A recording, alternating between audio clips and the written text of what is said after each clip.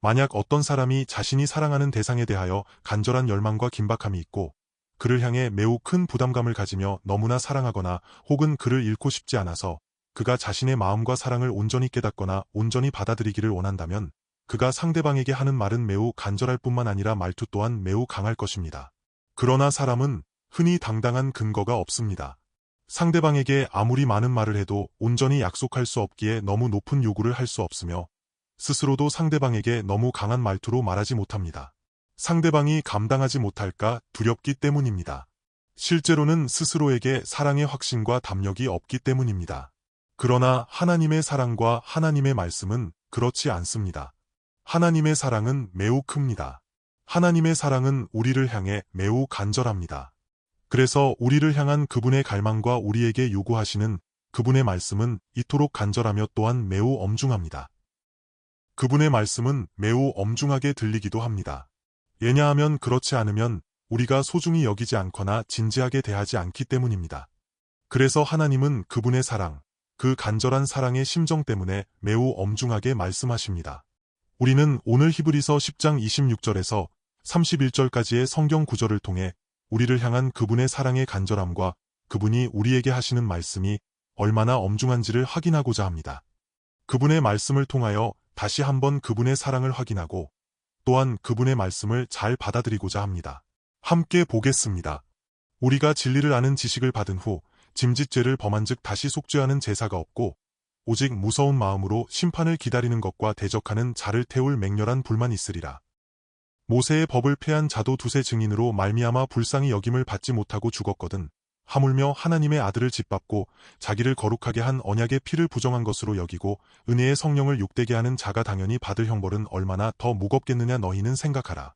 원수 갚는 것이 내게 있으니 내가 갚으리라 하시고 또다시 주께서 그의 백성을 심판하리라 말씀하신 것을 우리가 아노니 살아계신 하나님의 손에 빠져 들어가는 것이 무서울진저. 이것이 하나님의 간절함입니다. 그래서 그분이 하시는 말씀도 매우 엄중합니다.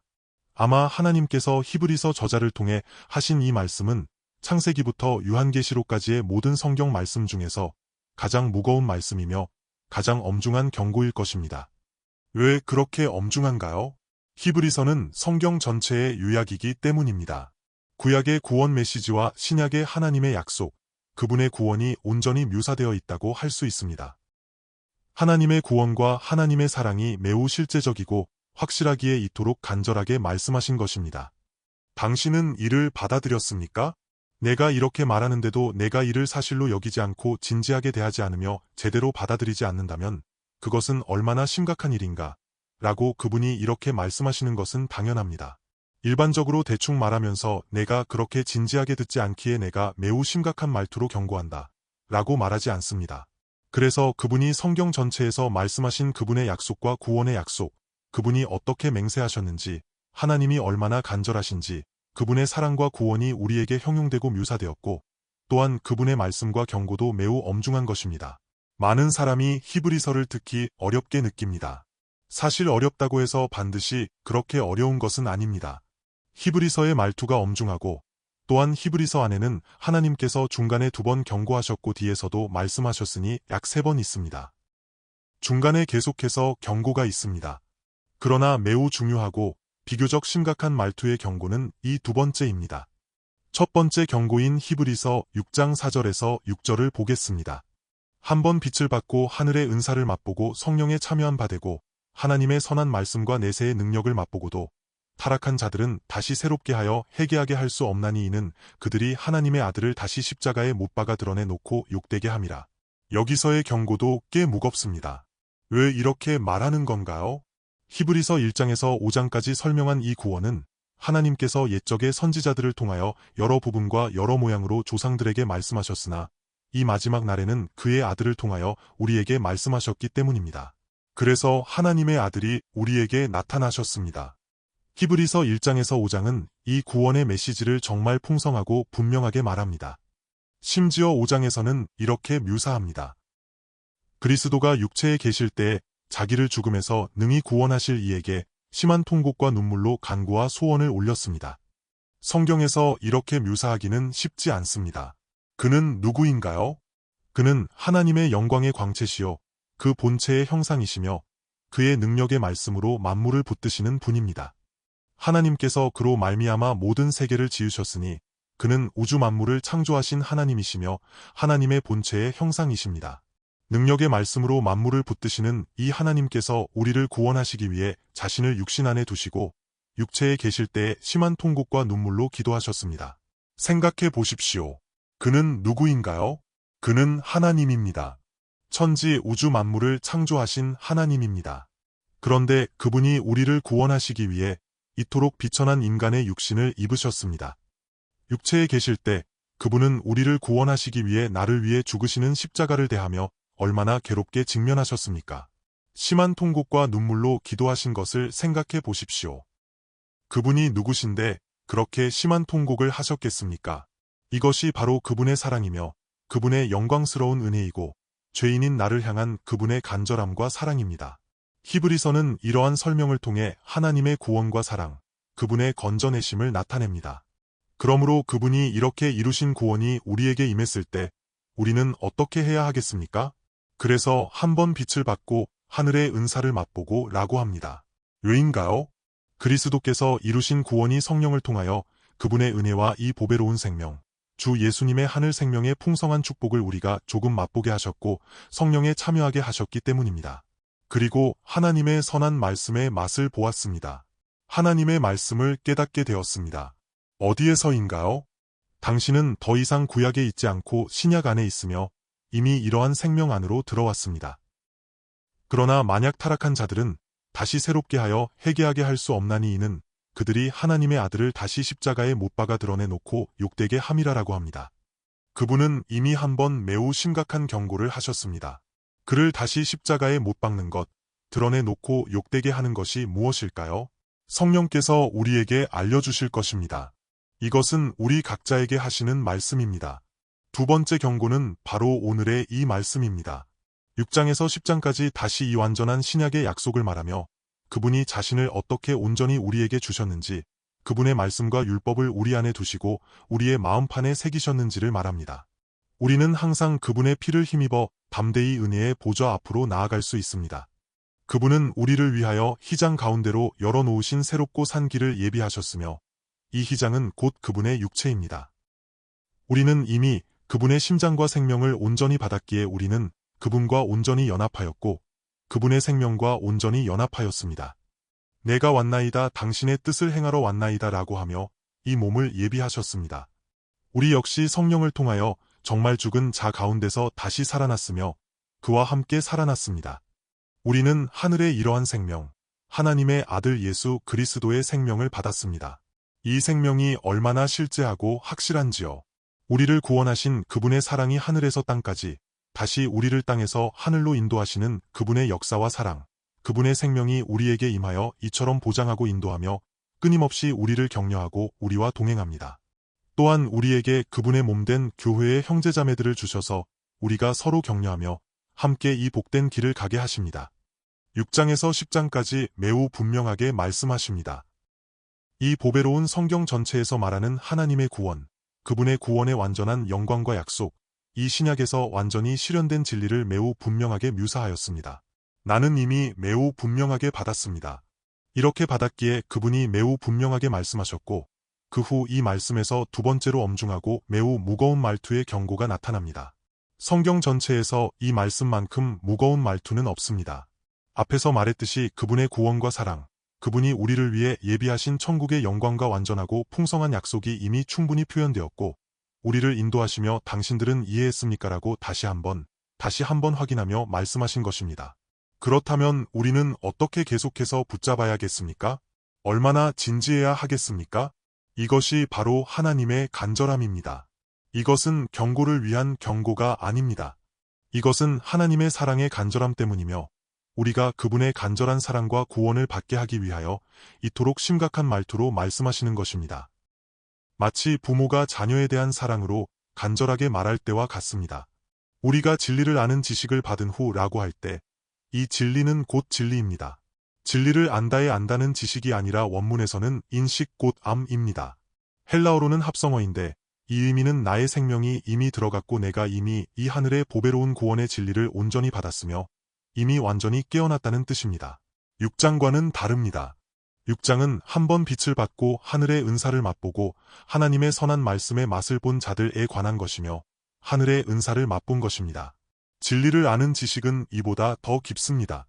이것은 하늘의 은사가 있을 때를 말하는 것이 아니라 이미 하나님의 아들의 생명에 들어갔고 이미 그분의 보혈을 힘입어 담대히 하나님의 보좌 앞에 나아가는 이러한 놀라운 은혜와 축복, 이러한 길을 이미 받아들인 것입니다. 이것은 우리가 그분과의 관계 속에서 이미 확인한 것이며 이것은 엄청난 일입니다. 이것은 남녀 관계나 친구 사이에서 계속 알아가야 하는 정도가 아니라 그들이 이미 결혼하여 혼약의 진정한 관계 속으로 완전히 들어간 것과 같습니다. 대략 그런 의미입니다. 우리가 진리를 아는 지식을 받은 후 짐짓죄를 범한 즉 다시 속죄하는 제사가 없고 라고 할 때 하나님께서 이 말씀을 하시는 목적은 이렇게 타락하라는 것이 아닙니다. 정상적인 육신으로 말하자면 만약 우리가 정말로 이 생명에 들어갔고 정말로 이 생명을 소유했다면 다시는 떠나지 않을 것입니다. 왜냐하면 더 이상 우리 자신의 생명이 아니라 그분의 생명이기 때문입니다. 그러나 여기에서 그분은 이렇게 경고하십니다. 우리에게 이러한 위험이 있으니 우리는 우리 자신을 믿어서는 안 된다라고 이토록 엄중하게 경고하십니다. 왜냐하면 사람은 여전히 땅에서 육신을 입고 있기 때문입니다. 이 육신은 이전에 죄에 붙잡힌 적이 있고 정욕과 세상의 온갖 일들에 붙잡힌 적이 있으며 죄에 잠겨 있었습니다. 그분의 보혈로 구속되어 성령을 통해 하나님의 아들의 신분과 생명, 이치로 인도되었기에 붙잡힐 위험이 있기 쉽습니다. 앞에서 말했듯이 우리는 그분의 생명을 받았고 그분은 자신을 우리 안에 두셨으며 그분의 생명이 우리 안에 있습니다. 그러므로 우리는 어떻게 해야 할까요? 우리는 그분의 심장과 그분의 감정을 소유하고 그분의 심장과 그분의 감정, 그분의 느낌으로 살아야 합니다. 그러나 만약 우리가 항상 성령으로 충만하지 않고 그분의 말씀에 계속해서 굳게 붙잡히지 않는다면 자아의 감정에 끌려 자아 생명의 위험에 빠지기 쉽습니다. 우리가 계속해서 자신을 버리지 않고 계속해서 성령의 생각을 따르지 않는다면 육신을 따를 위험이 매우 크기에 우리는 반드시 항상 성령의 인도와 충만함을 받아야 하며 하나님의 말씀으로 충만해야 합니다. 여기에서 반드시 정말 집중해야 합니다. 그렇지 않으면 죄에 붙잡히기 쉽고 죽음을 무서워하게 됩니다. 히브리서가 이렇게 경고하는 배경은 당시 그들이 이미 그리스도인에 대한 매우 엄중한 박해와 핍박에 직면하기 시작했기 때문입니다. 만약 너희가 예수 그리스도를 구주로 믿는 신앙을 고수하고 지키려 하며 너희가 그분의 증거와 생명으로 살고자 한다면 누군가 너희의 생명을 빼앗으려 할 것이고 누군가 너희를 죽일 것이다라는 이토록 심각한 도전과 위협이 있었습니다. 짐짓죄를 범한 즉 속죄하는 제사가 없다라는 의미는 당신이 이처럼 분명히 죄인임을 알면서도 고의로 죄를 범한다는 것입니다. 고의로 죄를 범한다는 의미는 당신이 계속해서 죄 가운데 머문다는 것입니다. 그렇다면 당신은 이미 천국 하나님의 아들의 생명을 받았고 그분이 바로 당신의 길이요 진리요 생명임을 깨닫고 받았음에도 불구하고 계속 죄 가운데 사는 것이니 이것은 이미 그분을 부인하는 것입니다. 앞서 말했듯이 매우 엄중한 핍박과 위협 아래에서 주를 부인하고 스스로 물러가는 것, 이것 자체가 이미 주와 멀어진 것입니다. 이러한 여러 상황이 있는데 오늘날 우리에게는 물론 초대 교회와 같은 심각한 핍박은 없습니다. 그러나 우리가 이러한 영광스러운 천국의 축복을 확인했다면 우리는 반드시 계속해서 그분을 구주로 인정해야 합니다. 그렇다면 계속해서 그분의 생명을 따라 살아야 합니다. 사탄은 하나님의 아들의 생명의 증거가 계속해서 우리 몸에 나타나고 밝혀지는 것을 원하지 않기에 온갖 시험과 유혹으로 우리를 끌어내리려 합니다. 그렇게 되면 결과는 매우 엄중합니다. 오직 무서운 마음으로 심판을 기다리는 것과 대적하는 자를 태울 맹렬한 불만 있을 뿐입니다.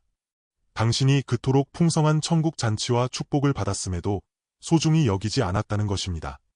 의미는 겉으로는 당신이 아멘이라고 하지만 여전히 육신의 생명의 위치에서 언제든 그분을 버리고 팔아넘기려 한다는 것이며 이것 자체가 심판이고 맹렬한 불의 심판 속에 있는 것입니다.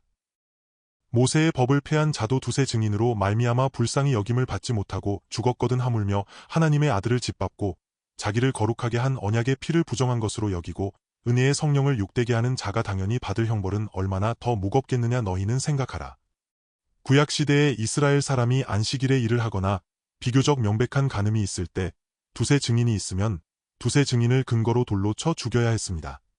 두세 증인으로 말미암아 불쌍히 여김을 받지 못하고 죽었다는 것은 매우 엄중한 일입니다. 하물며 하나님의 아들을 짓밟고 자기를 거룩하게 한 언약의 피를 부정한 것으로 여기는 것은 무슨 뜻일까요? 앞에서 두 가지 상황을 말했습니다. 첫 번째 상황은 당시 큰 핍박이 왔기 때문입니다. 듣기로는 당시에 진짜 그리스도인인지 가짜 그리스도인인지를 가려내기 위해 예수의 형상을 그린 그림을 바닥에 깔아놓고 그들에게 말했습니다. 당신들 예수를 믿고 예수를 그리스도로 인정하며 스스로 그리스도인임을 시인하면 매 맞아 죽을 것이다라고 말입니다.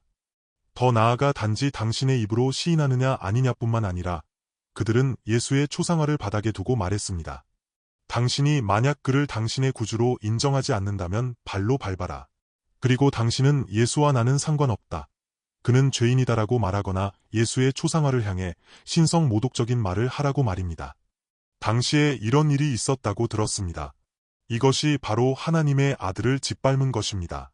자기를 거룩하게 한 언약의 피를 부정한 것으로 여기고 은혜의 성령을 욕되게 한다라고 했습니다.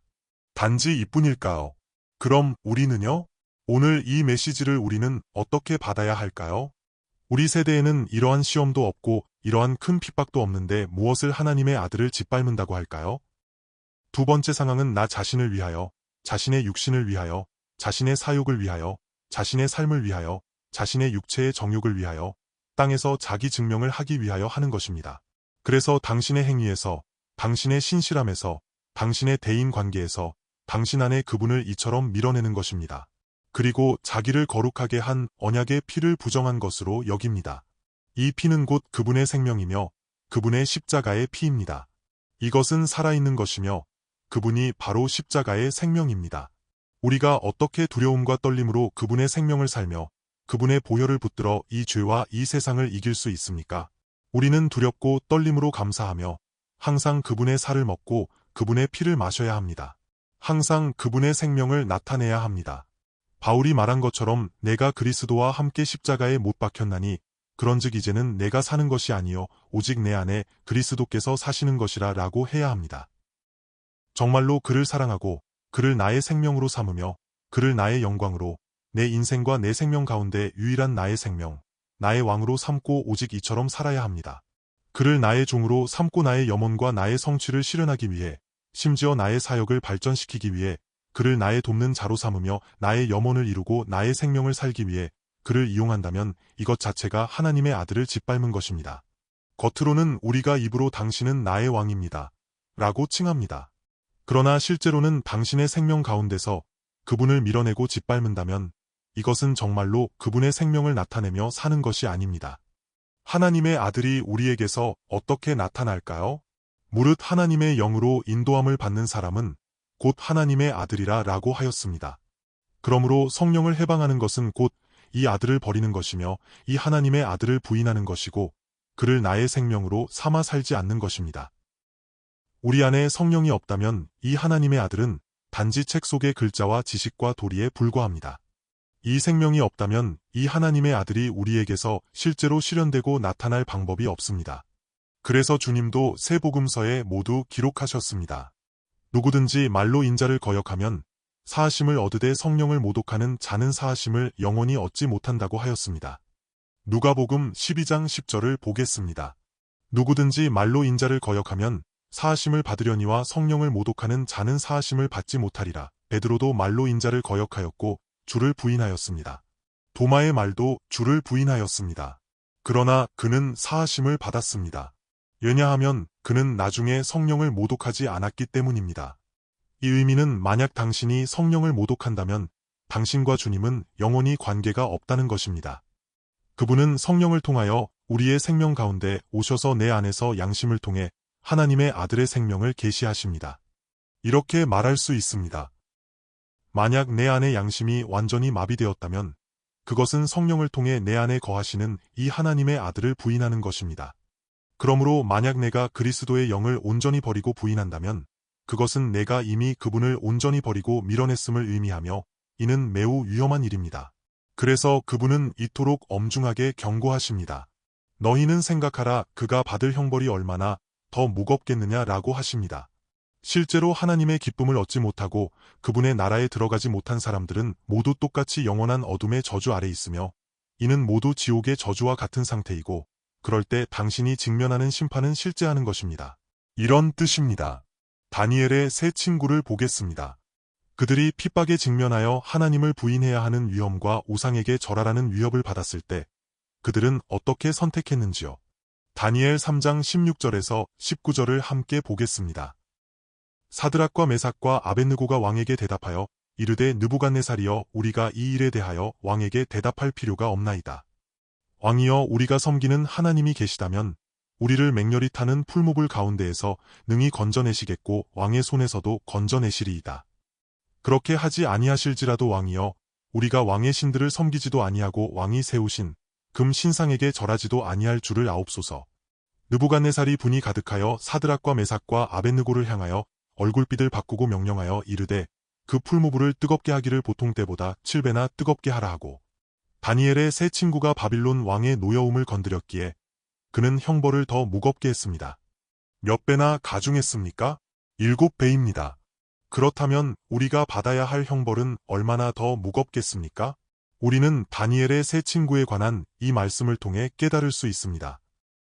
왜 우리 스스로 하나님 앞에서 이처럼 신중하지 못하고 우리의 영혼을 사탄에게 넘겨줄 위험에 처하게 되는 것일까요? 죽음이 두렵고 육신에 붙잡혀 시험을 이길 수 없기 때문입니다. 그러나 이것들은 모두 죽은 것이며 이것들은 모두 일시적이고 잠시뿐인 것입니다.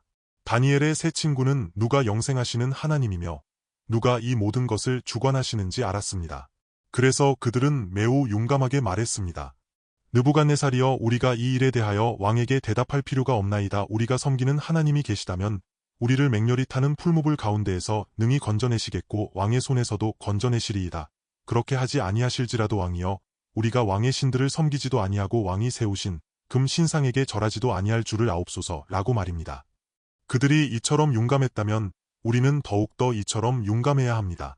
왜냐하면 우리는 이미 하나님의 아들과 마음을 같이 한 사람들이기 때문입니다. 나중에 그들이 불 속에 던져졌을 때 신들의 아들과 같은 한 분이 그들과 함께 행하였습니다. 우리는 지금 단지 이뿐만이 아닙니다. 우리는 이미 보배로운 하나님의 아들을 소유하였습니다.